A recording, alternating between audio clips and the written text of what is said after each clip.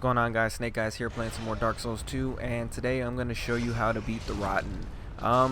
This is actually, I didn't expect this to be the first time that I beat him. I was just trying to really just get in there and see exactly what he does, and I didn't really expect this. And this is kind of a run. As you can see, it's real sloppy. I'm poisoned and all that, but that's because I really hate the Gulch. This is what this area is called. I really don't like this area, not for any other reason except for those statues right there actually spit poison at you, and you have to destroy all of them if you don't want them to spit poison at you, and that's just something I don't really like.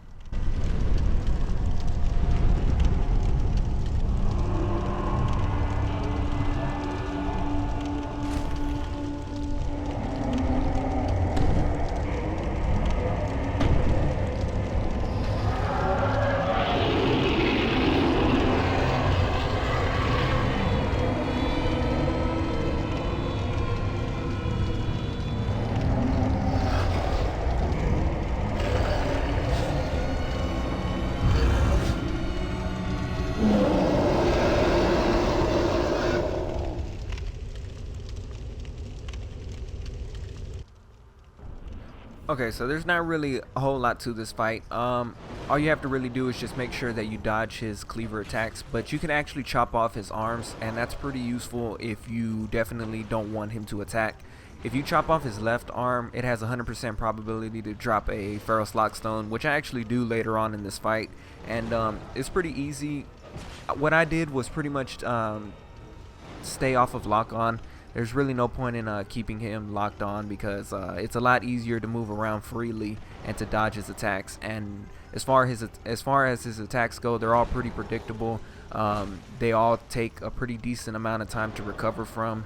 And the only thing that you have to worry about is where you're standing in this room. Try to keep yourself in the middle of the room so that way you don't get yourself trapped in the fire. And then when he does that, you definitely want to stay away from that because that could toxic you, and that'll be game over really quick. But as you can see, just a whole bunch of back and forth, go in for an attack, come back out. Right here, I actually chop off his arm, but don't go for the item just yet. As you can see, I walk up to it, but I don't pick it up because I wait for him to attack, and then you come in while he's recovering. The rest of his moves are actually pretty simple to dodge. I try to go to chop off his meat cleaver arm because as soon as you chop that arm off, it's pretty much game over for him. There's really not too much he can do to you after that. But after some time, he does regenerate those arms, and in that time you can get yourself a couple of hits in. The one thing you do have to worry about is he does have a overhead attack where he comes in at you a little bit. I actually get hit by a little later on right here.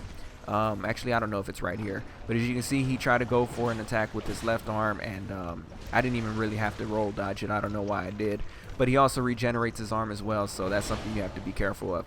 That's the attack that I told you do have to be careful of. And after he gets about half health, he starts doing magic attacks.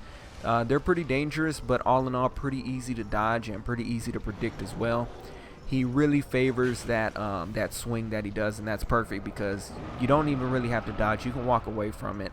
And all in all, he's actually a really easy boss. I was watching somebody play against him, and it seemed like he was having a really tough time, and I was thinking maybe I was gonna have a tough time when I came up to him as well. But he's actually pretty simple, and you can roll through most of his attacks. But I mean, other than that, there's really nothing else to this boss. You do have to watch out for that. Make sure you side roll that because it's not a straightforward attack. It's more of a spread out attack. And other than that, that's pretty much it. There's really not much else to talk about, so I might as well talk about the Black Gulch.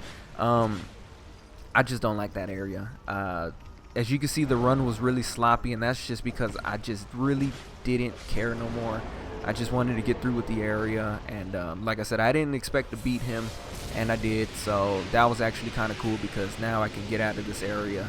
The enemies aren't even really tough in this area. It's just those statues, and then you have to destroy all of them if you really want to get away from the poison. And then not only that, when you die or when you leave an area, they respawn, so it's kind of more of a hassle than challenging. But oh well, I'm gonna quit complaining about that. But there you go. I hope you enjoyed. Leave a like if you did, subscribe if you haven't already, and until next time, take care.